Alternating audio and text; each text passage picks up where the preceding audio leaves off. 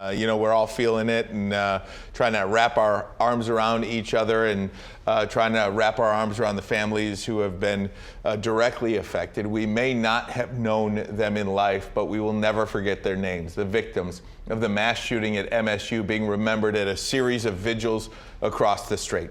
19-year-old Ariel Anderson was a junior from Harper Woods and a graduate of Grosse Pointe North High School. Her family telling us how passionate she was about helping people. That's one of the reasons she wanted to graduate early from MSU and start on a path of becoming a doctor. Her incredible smile known to light up any room she entered. 20-year-old Brian Frazier was a business major at MSU. Despite only being a sophomore, he had already been elected president of Phi Delta Theta fraternity. Frazier was from Grosse Pointe, graduating from South High School, where he was on the swimming and diving team. Loved ones telling us that he will always be remembered for doing the right thing. Yeah, and the third victim is Alexandria Werner. She was a junior at Michigan State, and she was hoping one day to become a forensic scientist. Alex, as her friends called her, was a star athlete at Clawson High School. She played basketball, softball, and volleyball, and she was known for her leadership both during competition and in the classroom, as well as her kindness to people that she encountered. So important to see their faces and know their names and know their stories. Right now, it's also important to remember 5 other shooting victims are still in the hospital, all listed in critical condition this morning. And the question on everyone's mind is why? Yeah, it might be some time before we figure out the answer to that, why this happened, the motive. And the shooter, this is what we do know, is a 43-year-old man from Lansing. He took his own life, as we reported yesterday, about 4 hours after the rampage. Investigators still saying he had no known connection to Michigan State. We do know he was previously convicted for possessing a loaded gun and was sentenced to about a 1.5 year probation. Now, there was a note found in his pocket threatening several schools in New Jersey. That's where he grew up. Those schools were closed yesterday just as a precaution. His neighbors in Lansing also say police were called after he got off probation. The neighbors called the cops on him. It was like over the summer because he was shooting firearms out of the back door of the house. Yeah, during an interview with Fox News, the shooter's brother and shooters said that his mood changed dramatically after their mother died. That was 2 years ago. He became increasingly angry and bitter. Police conducting an exhaustive search of his home yesterday. This morning, the investigation is ongoing. Now, there is no doubt this has been a tough week for so many people. If you are struggling right now, there is help available. Just call or text the National Disaster Distress Helpline. That number is on your screen right now, 800-985-5990. There will be someone to talk with 24 hours a day, 365 days a year. To continue the conversation, we have Lieutenant Mike Shaw with Michigan State Police joining us now. So, Lieutenant, we know you're busy and this is a difficult time, so we thank you for coming in here. Thank you for having me, for sure. I think one of the questions I have is, and I was processing all of this, my 2 college kids, my Michigan State kids, came home yesterday evening, and we were able to really kind of discuss what they had their experiences with this. One of the issues is we were all listening, many of us were listening to these police scanner on apps online, and I was texting the kids, listening to the scanner, texting the kids. Some of the information was inaccurate. So how do you, what's the right move there? First of all, should we be listening to the scanners in a crisis situation? So that's a tough call. If it makes you feel better, I mean, then sure, listen to it. But understand that the scanner traffic is just a bunch of people calling in and us trying to figure it out. So none of it is actual factual information. The problem we have is we have some people that enjoy listening to that scanner in their basement or wherever they happen to be at the time, and they jump on social media with every little thing, and then that's where you get the 6 or 7 shooters. You get the 5 different events that are occurring everywhere, which makes it worse for us, right? As a parent, you're listening to all this stuff, and half of it's not even true. So, you know, I always say, like, social media, take it with a grain of salt. If it makes you feel better that you're kind of going through. But I tell you, MSU did a hell of a job. Yeah. I mean, they did. I mean, as far as their Twitter stuff, and, you know, we did the same thing, kind of piggybacked off them because we knew that most of the parents were down here in Metro Detroit. You know, we wanted to give them that best information they could.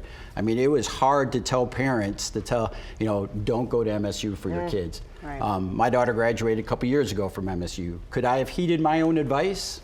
I don't know. I don't know if I could have or not, you know, to not go up there, you know, especially in my career. Right.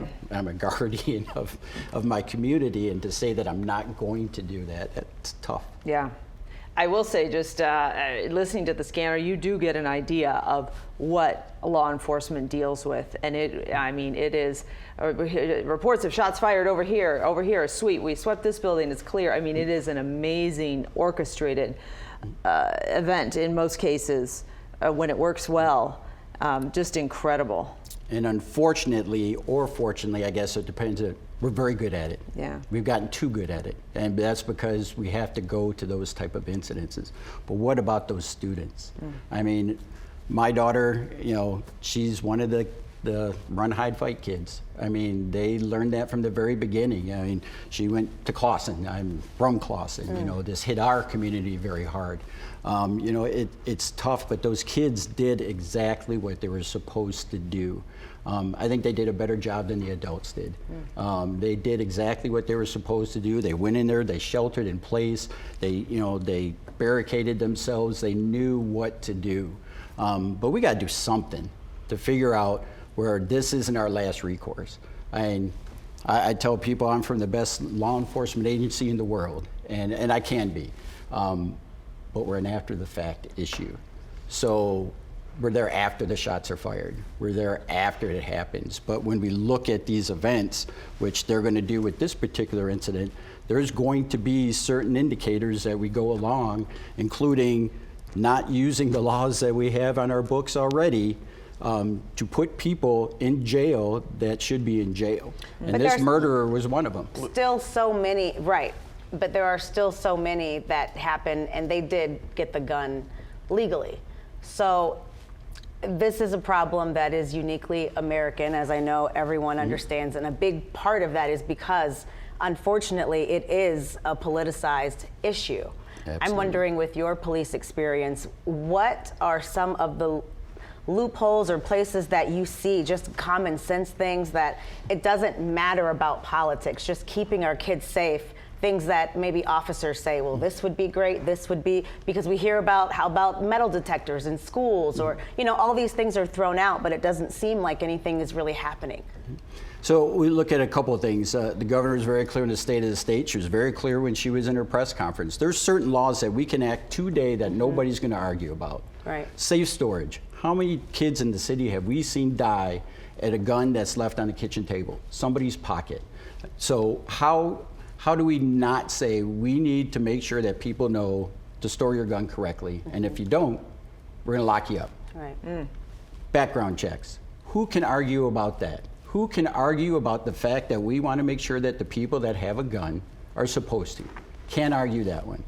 Red flag laws we're a little worried about, just because, you know, when it comes on and they get made in the legislature, making the sausage as they speak, you know, I kind of like to see what it looks like, because when we're doing that kind of thing, we're putting law enforcement in confrontation with mentally ill people with a law. Right. Kind of scary. Yeah. But what about the laws that are already on the books? That's what I was going to ask you about. And you take these things that they're holistically, but on a case-by-case basis. This should have never happened on Monday.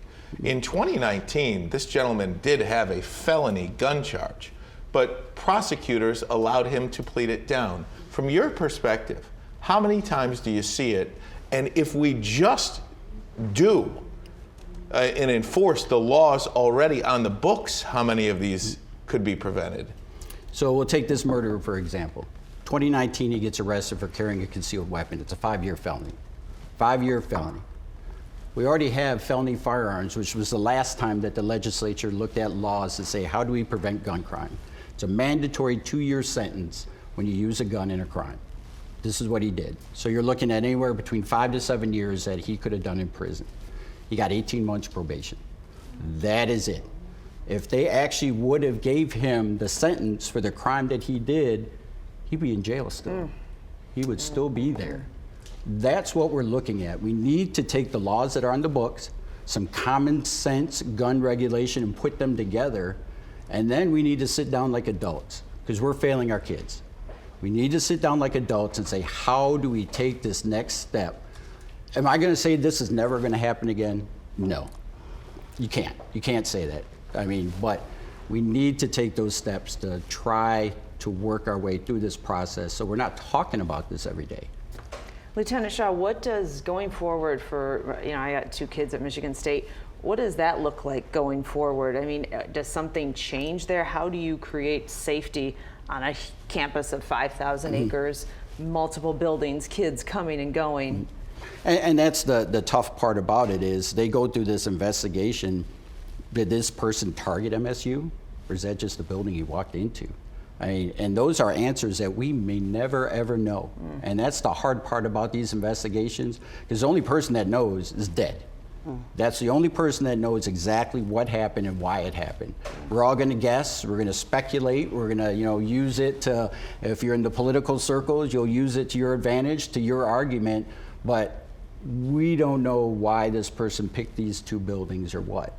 So, we always try to look at it and everybody says, well, here's the profile of an active shooter.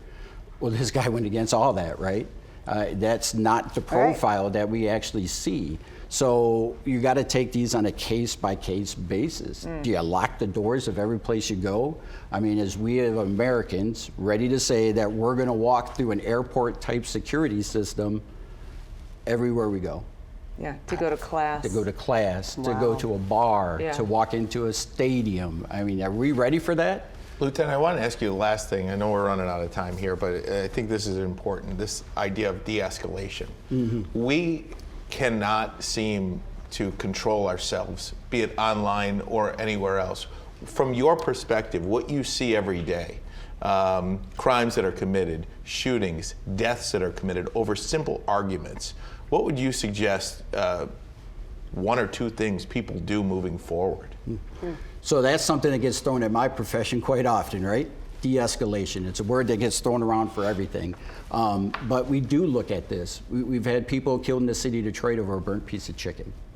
Somebody shot somebody because their chicken was burned on a barbecue. We've had people shoot at each other because they didn't use a turn signal or they didn't like the zipper merge. Sometimes we got to step back and look at the mental health aspect with this too. But also, this is a community issue amongst all of us. When did we become so mad at each other that we can't even deal with a simple turn signal or a lane change? So I don't have an answer to that, but do we need our faith-based community maybe to step up and start teaching people? We go, we praise the Lord, and maybe afterwards, hey, be nice to each other out there because, this is what we need you to do. Do we need to actually teach this in our schools again?